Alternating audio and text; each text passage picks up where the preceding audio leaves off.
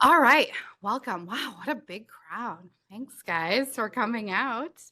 Um, so, um, you might notice on these two pictures here that those two were destined to become supermodels, right? World famous supermodels, but actually they did the next best thing and they became county clerk employees.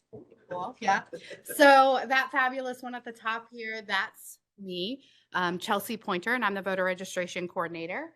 And then that one in the cool shades is Madison McFarland, and she is our elections coordinator.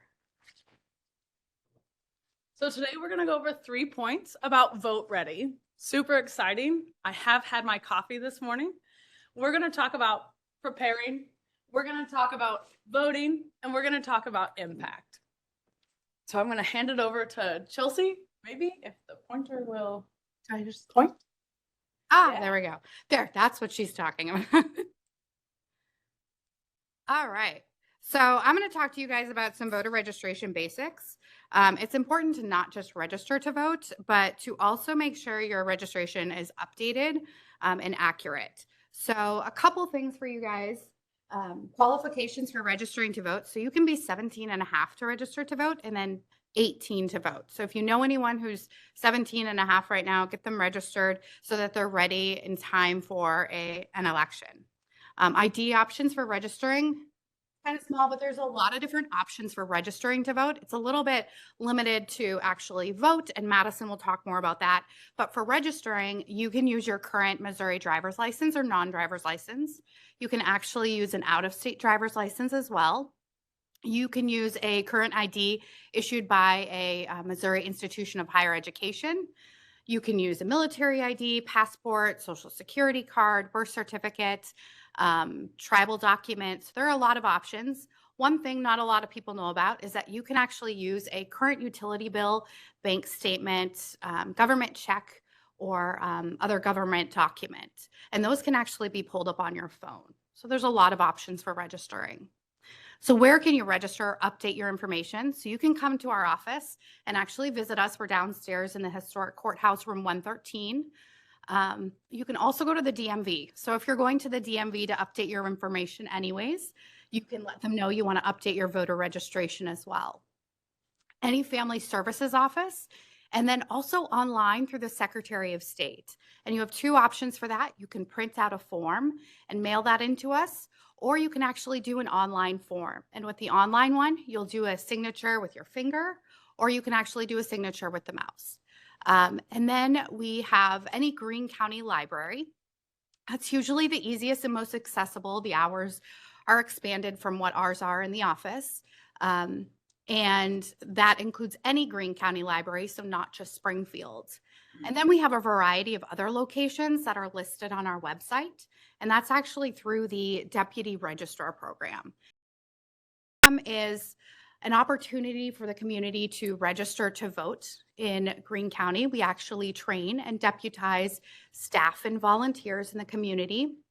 They're working at nonpartisan organizations like the League of Women Voters, or NAACP, at libraries, schools, government agencies, so all sorts of different organizations. There's a lot of opportunity to register to vote in Greene County or update your registration.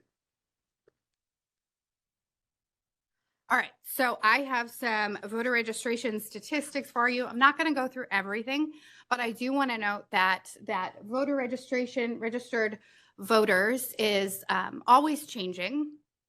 The active and inactive voters. So we break that down in our office. Active voters are those that are registered and we believe we have their current information. The inactive voters, they are registered, they're eligible to vote. We just need to get some more information from them, and it's usually that we need a new residential address from them, but they are eligible to vote. I broke down some numbers for you. We process every application that comes into our office, whether it's a new application, a name change, an address change, or maybe it's a duplicate registration. In a busy election year, we can do well over 100,000 of those. And then in a busy election year, we can even do over 800 new applications a day. So there's a lot of work that goes into voter registration. All right. So we do have a voter registration process that I laid out here. I'm not going to go through everything, but a few things I want to note. We do have an awesome voter registration team. We have myself, the coordinator. We have a clerk 2, Julie. We have a clerk 1, who's Sharon. She's sitting here today. And then we actually have 2 full-time staff, full-time temporary employees, and that's Elam and Joseph. And then some of the things that we've laid out for you here today, you guys see that one. We have the voter registration applications that come in. We receive paper forms, but we also receive them electronically. And the electronic ones aren't automatic. So we actually have to data entry those as well. We have a 6-step process in our data entry for each of our applications. That includes all the different types. And we actually have only 7 days to process those by law. And then we must mail that voter identification card or notification card out to those voters. We have a secure filing system, so everything has to be scanned in, but then also filed paper form. We also do weekly, monthly, and even quarterly reports to remove voters that have been deleted because they're deceased, or they've moved out of county or state, or also voters that have become felons. So there are a lot of different reports that we have to do.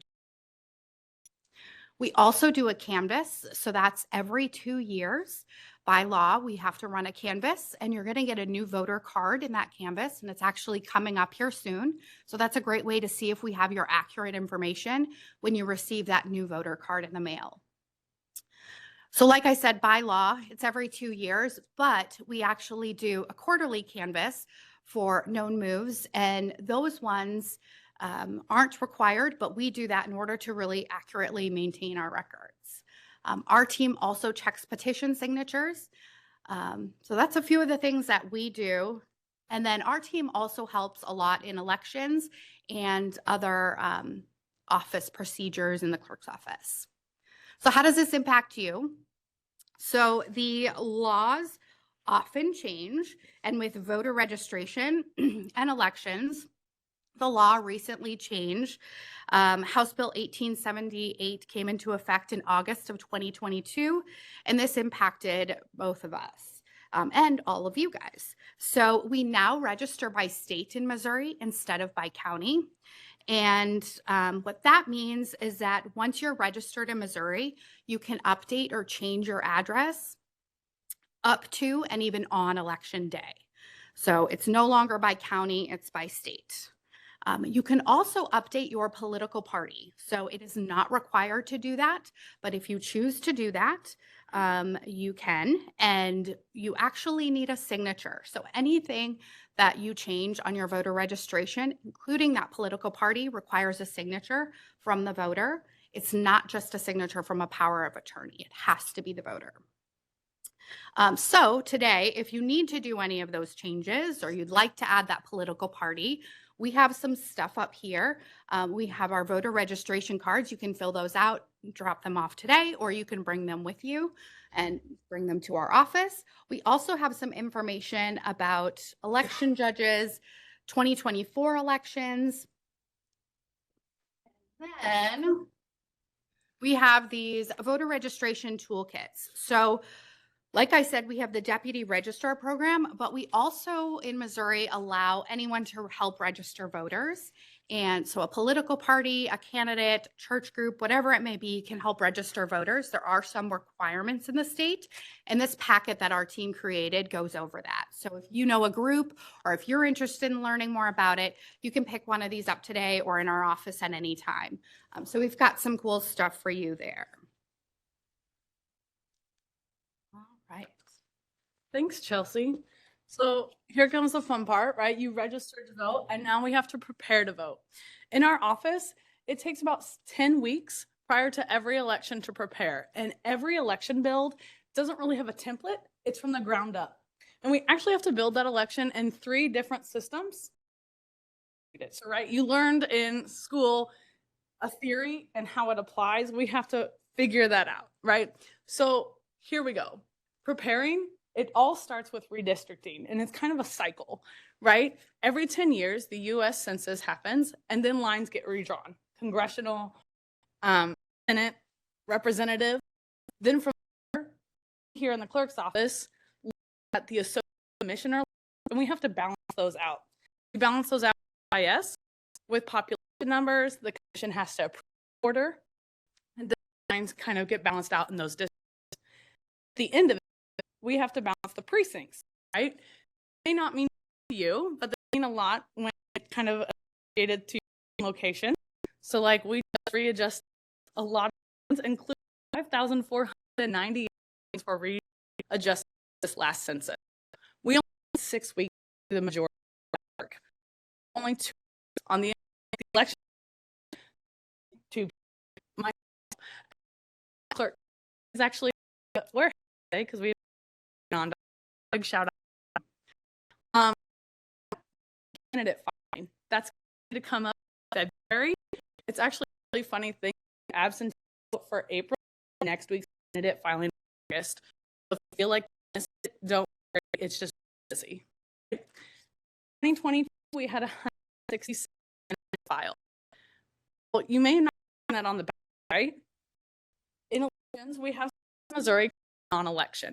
If there's only one candidate, one position in specific cities, school districts, other special districts, including committee persons, not going to see the ballot, because if we had a one layout on every ballot, that would be long and expensive and possibly a booklet. Okay, that's candidate fine, and then we get to the election. Right, so that's operation. Election costs always a big part about the.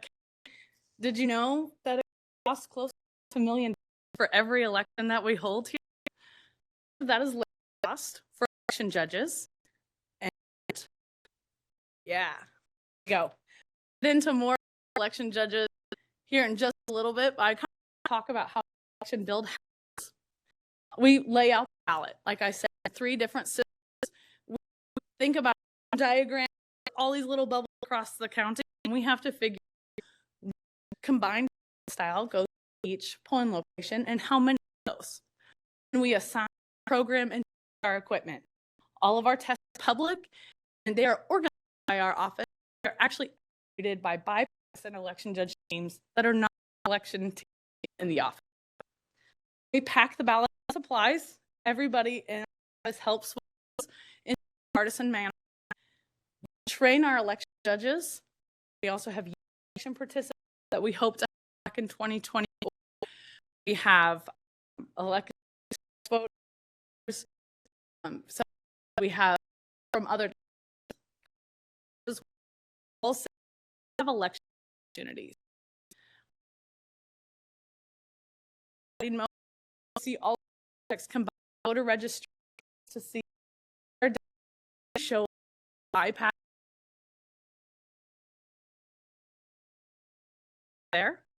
Election for elections happen, and everybody has the correct ballot, and then they go voice view.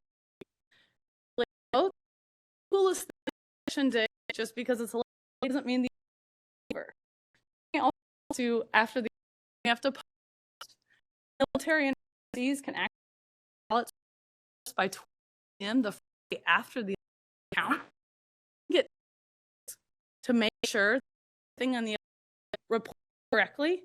The related provisions that mean that may not couldn't really find their voter registration information, or Chelsea said the ID 1878 with ID. So there are options to register to vote over those identifications. They are a little bit more limited to actually vote. Slightly confusing, but beautiful signage at all of the polling locations. More information there. You can use driver's license, non-driver's license, military. If you have that and you are registered to vote at your correct polling location, you can actually cast a provisional ballot. You election and say my ID, and your ballot will not and the ballot our office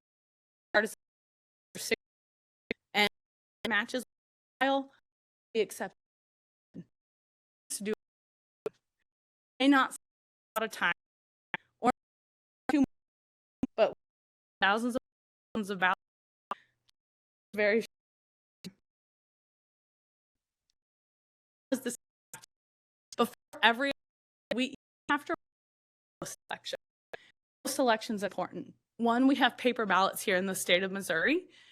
A lot of states across the country were having conversations after 2020 about how do they test their equipment after the election because they didn't have those standards. Here in the state of Missouri, we actually have those standards and have had them for quite some time.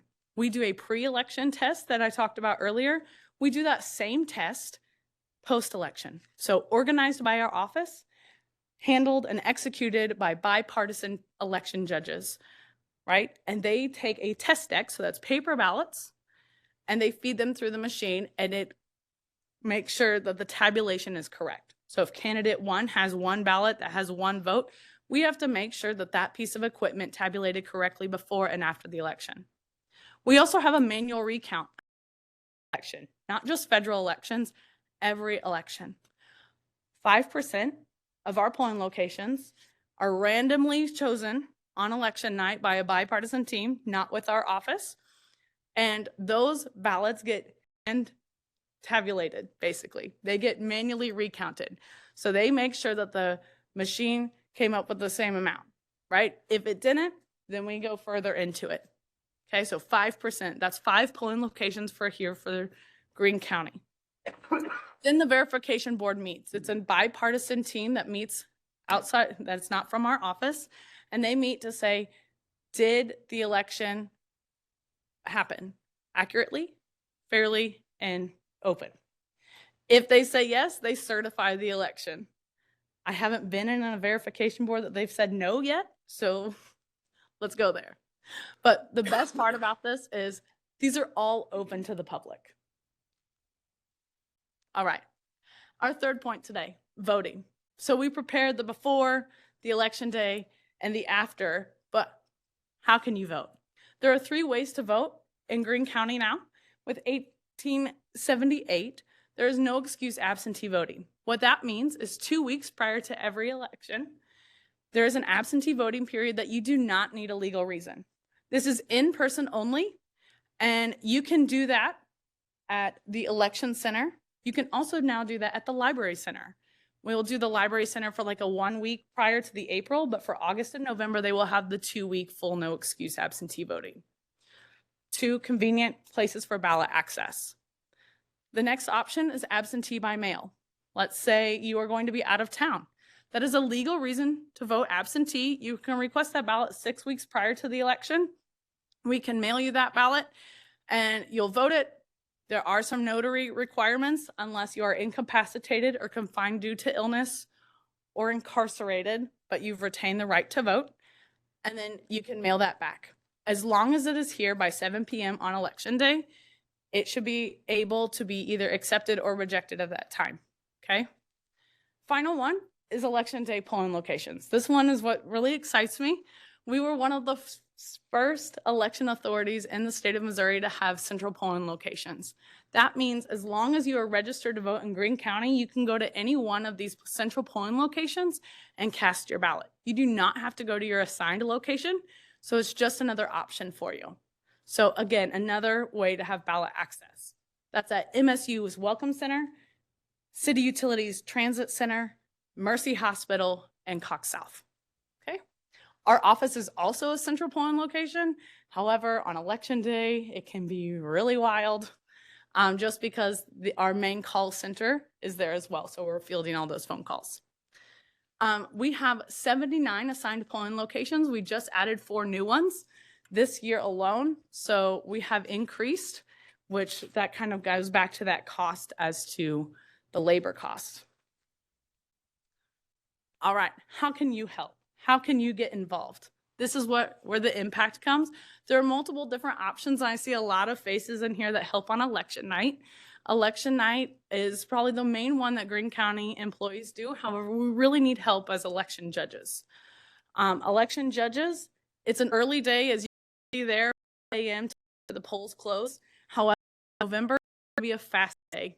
Many election judges are sitting in the room, and they will tell you large elections, quick elections, because don't blink, right? The pay scale there and how positions for each election.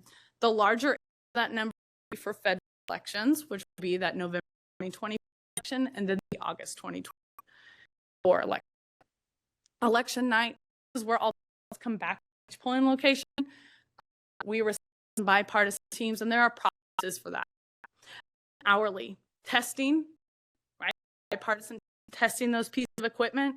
Hospital teams. If you're hospitalized after the second Wednesday by 5 p.m., we can add a team to the hospital to get absentee. We need people to do that. Bipartisan can help us run those ballots to those patients in the hospital. Absentee prep. This is a really fun part. So in 2020, we had approximately issued 35,000 absentee ballots. One of those were about 50,000 and one was 17,000 by mail and person. The mail ones, we have to receive in our system. We have to advertise. We make sure that everything is correct on the affidavit. Then we can open them, flatten them, and tabulate them. Those 5 processes can only be done 5 days prior to the election. And tabulation can only start on Monday. So 5 days to alphabetize, verify the affidavit, open them, because prideful ballot, that has to happen only in 5 days. So bipartisan absentee ballot teams, they're really important. Employ 50 absentee prep is in 2020. All right. So that's how many people have an impact on elections. So here's what means to you for 2024. It's early in the morning. The April election, the final certification is actually next week. So April 2024. This is for our cities, our and water districts.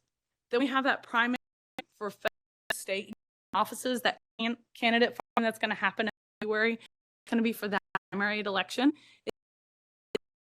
State of Missouri, so it's optional to register with your affiliate party.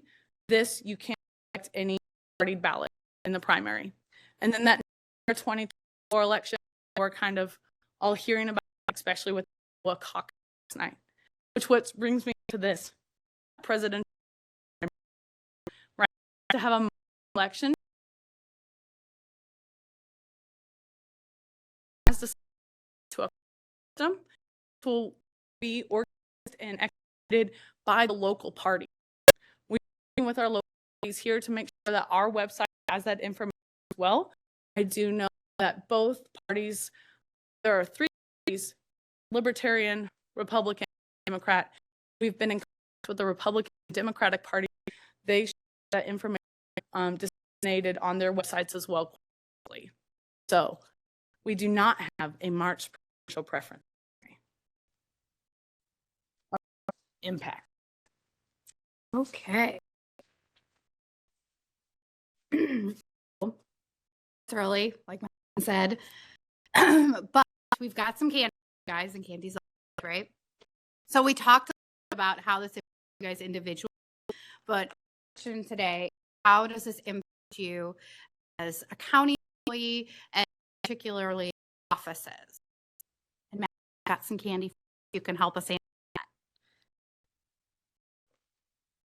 What's the question? How does it impact you, the county employee in your office? Options we could get a boss. Yeah. Oh,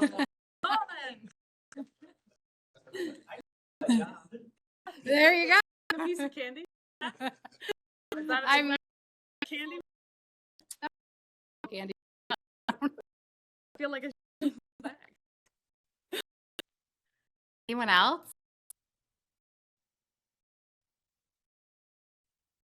Good. Registered coffee in your. So we talk changing will might change offices too. votes. Something to you.